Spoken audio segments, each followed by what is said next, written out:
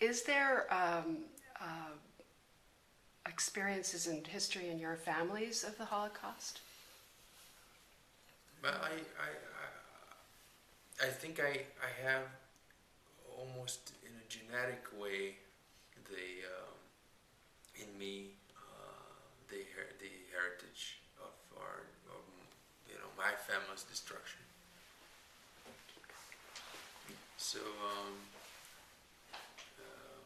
in a way that is inscribed in me. And I never, since I was 5, I never stopped thinking about it. So it seems that from generation to generation, still the trauma remains, and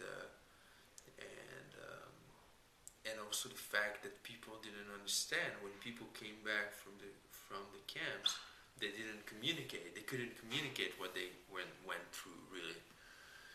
And also their story is not the story of the rule, which is death. Their story is still, they only caught glimpses of what it was. So so the fact was that I think I am immersed in this heritage, which is a bleak one, but also a one that defines modern civilization. And I think turning away from it and ignoring it is a way also of preparing ourselves to new destruction, self-destruction within civilization. Did you have experience too? Yeah. In your past? Of course. Yeah. I mean, I was a student in Poland, and my grandfather told me to visit the camp, and I was 19 years old. First time when I went there. And it's back in 1987. December day, snowing, cold day. And I didn't mean to like repeat it, but it ended up to be a month. What meant to be just a one-day visit. I rented a room and I kept going back to the camp every day. Wow. Yeah.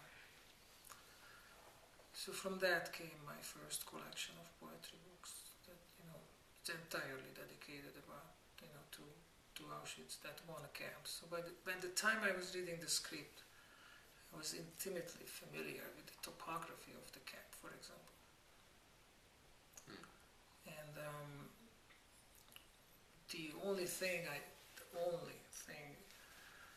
felt like I'm not familiar enough with is this cursed crew, this squad, the Sonderkommandos. So I panically started to read. So my primary source was literature, in Lack. I tried to meet one of them, but there are few of them alive, and I missed two of them. They just died not much before. And so, it's very much part. We are both coming from the killing zone. You are. I see that. I wondered if the experience of making this film overall was a healing experience. No, not for me. It was. It's still about finding hope, and I can see, as in the film, we see a glimmer of hope. I can see a glimmer of hope, but overall, the healing is not. This cannot be healed, but it cannot be ignored either. So I guess I shouldn't use that word. I guess I want to know if it was cathartic in some way. No, I wouldn't say that. Facing it. No, but giving of when some people come to me and they there's some people who've been there, or children of survivors, and telling me that they were scared of seeing this film, but when eventually saw it, they were thankful, because it seems that I could give a voice to something that cannot be communicated about the experience, the human experience in the camp. Then this can be a cathartic moment. Yeah, I'm not so against, so to speak, to use the term healing. It's psychology has two stages. I think they call it acting out, and there is a second stage. They call it working through. So acting out is just basically reliving something. It's not gonna lead you much further. You can relive things a million times, but you have to work through. That's when you are, living the vicious circle of just keep repeating a trauma. And I would even say that with that, I don't think I'm a believer, and I don't think without Auschwitz I would have necessarily found the God there and then. You know what I mean? Like it is a negative miracle in some ways. It emphasizes the singularity of the Jewish people. It's not. It doesn't only have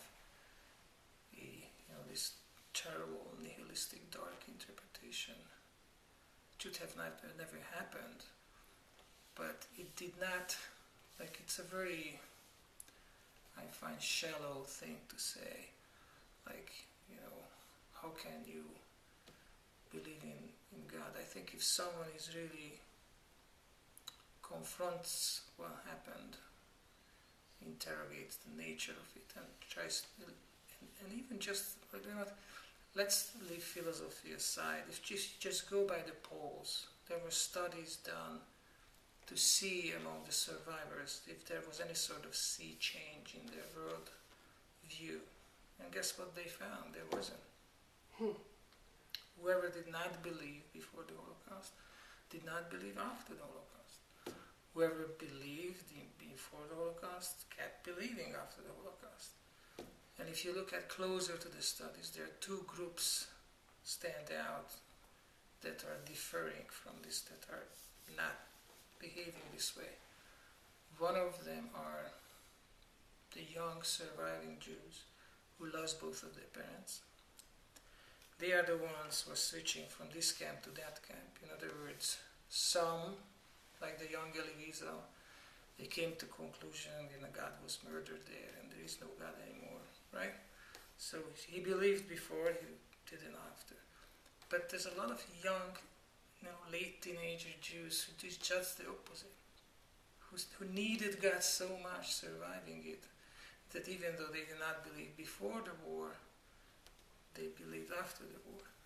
But this is insignificant. By and large, you can say that the Jewish people did not turn their backs to God.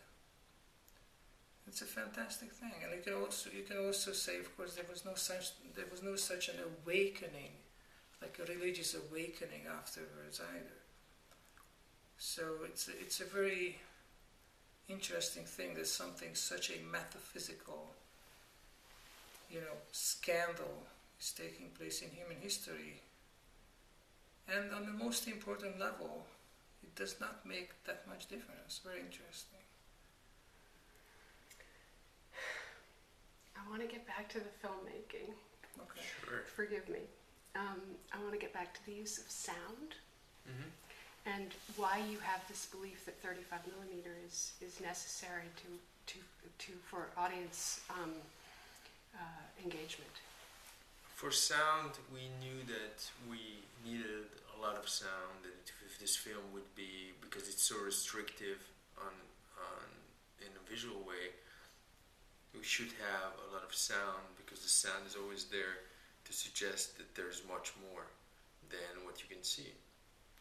So for that, we had to have a very, sound with a lot of layers, and a lot of layers among those were to be made of human voices, human voices in different languages, and sounds and voices that the viewer cannot identify, cannot find the source of these sounds, but still it's there. So it's something also reflecting something about the human experience within the camp. We spent a lot of time. We spent like 5 months of post-production in sound, and it became a huge machine.